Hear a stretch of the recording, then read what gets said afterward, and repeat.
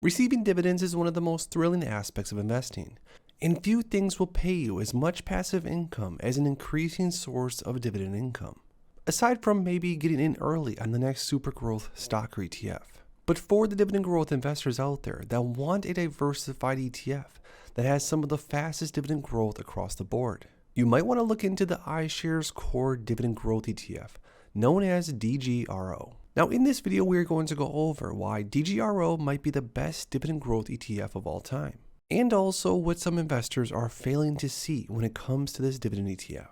We're going to go through all this and more right after you please drop a like on this video and subscribe for more high quality, in-depth ETF investing videos like this in the future. So first, a little bit of an overview for DGRO. DGRO was first established on June 10th of 2014. So the fund is still relatively new, and for reference, DGRO was created around 3 years after SCHD, which was established in October of 2011. Now DGRO offers low-cost exposure to US stocks focused on dividend growth. It allows investors to access companies that have a history of sustained dividend growth and are broadly diversified across industries. DGRO is very diversified, and we're going to go over that later in this video. Looking at some more facts when it comes to DGRO, the fund is up 99.05% as far as all time, and remember the fund has been around since around 2014. DGRO's 52-week range is 43.67 and 52.98, which shows that the ETF is currently on the higher end of the 52-week range. DGRO has an expense ratio of 0.08%, which is an incredibly low expense ratio relatively speaking, and again that expense ratio is going to add up when and if investors do have a significant amount of money into an ETF like this in the future. DGRO does pay out a dividend on a quarterly frequency, and the dividend trailing 12-month is around $1.20, which gives a trailing 12-month dividend yield of around 2.41. The assets under management is around $23 billion, which makes this dividend growth ETF a pretty good size. Now taking a closer look into DGRO's dividend history, the fund has not missed a single quarterly payment since inception and has increased their dividends pretty consistently over time. Now one of my favorite things about the DGRO ETF is the extensive diversification the fund offers. So the fund has 19% in healthcare, 17 financials, 17% technology, 11 consumer defensive, 10 industrials. We have energy at 6%, utilities 6%, consumer cyclical at 6%, basic materials at 2%, and communication at 1%. The fund currently holds around 448 different stocks. And by looking at the top 10 holdings, it's pretty easy to see that these are really high quality, dividend paying companies that also have had a history of increasing their dividends over time. What I like about this fund compared to something like SCHD is that it is a little bit more diversified.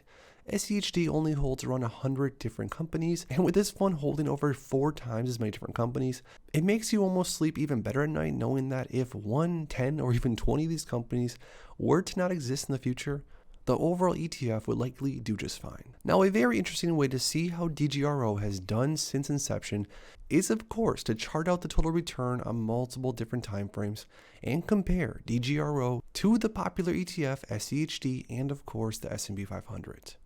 So if we're going off the metric total return, which means dividends plus share price included, year to date, DGRO is basically flat at almost a 1% gain. And remember, this is dividends included. SCHD is down 5.65% year to date, and the S&P is up the most at 10.35%. But over the last year, DGRO is up 5.6%, SCHD is still down 1.61%, and S&P 500 is the top at 9.34%. Over the last 3 years, this is where it gets more interesting. You can see very easily that all 3 of these are honestly, in my opinion, very good choices to invest into. And that's why for myself, I do have exposure to all these. But DGRO over the last 3 years has returned 49.88%. The SCHD ETF has returned 54.69%, and the S&P 500 has returned 50.43%. So as you can see, DGRO has basically kept up with the S&P 500, but offered a larger dividend quarterly along the way. But like I said a second ago, really any of these are awesome options. Now over the past 5 years, DGRO 61.95, SCHD 67.17, and S&P 500 is 67.41. So the S&P 500 wins over the 5-year time frame, SCHD right behind it, and DGRO right behind that.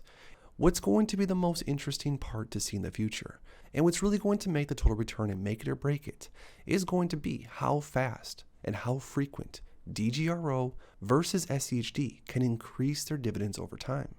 Which, speaking of dividends increasing, let's take a look at DGRO's dividends over time. So DGRO's dividend growth rate on the 3 year, as you can see down here, is 8.71%.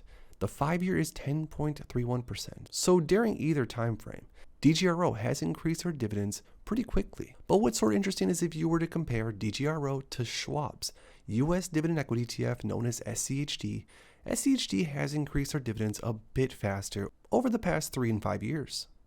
But looking at a predictive model, DGRO could be paying out around $1.40 per year per share in 2024, $1.53 in 2025, 2026 we could see $1.68 per share, 2027 $1.84 per share, 2028 $2.01 per share, and all the way out until 2033.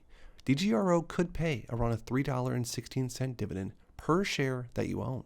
Now, of course, since this is just a predictive model, we don't know exactly how fast or how frequent DGRO ETF is going to increase their dividend.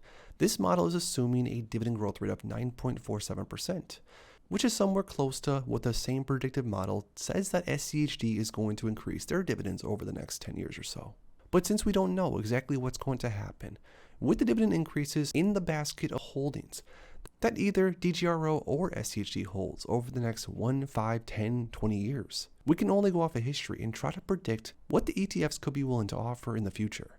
It's no secret that the true holy grail when it comes to dividend investing is to find a well-diversified, well-positioned ETF that does have a long history of increasing their dividends on a fast basis, but also on top of that, a dividend ETF that also increases in share price over time. With an investment vehicle like this, you are not only going to see massive capital appreciation over the long term, but investors in something like this can also assume to get larger and larger payouts on a yearly basis. Now, the hard part about this is that there's so many different investment vehicles to choose from. And the reality is there are a few that constantly come up as far as a top contender when it comes to dividend growth investing. And correct me if I'm wrong, but I think DGRO definitely would make that top quality list. So there's a quick overview of the DGRO ETF and some of the things it has to offer. To recap, a few of my favorite parts of DGRO currently is the fact that the starting dividend yield isn't all that horrible at just around 2% starting yield. The dividend growth rate is very impressive, and I also personally, as a pretty boring, safe, conservative investor, I love the fact that DGRO is extremely, and as some investors might say, over-diversified. I like to sleep well at night knowing that my investments are safe, and with over 400 different companies, there would have to be a lot of damage to a large portion of the basket to really see an impact in ETF. But I want to hear what you guys think down below about DGRO, and if it's something that you currently hold in your portfolio, or if it's something that you would hold in your dividend growth portfolio. If you enjoyed this video, make sure to please drop a like in the video and subscribe for more.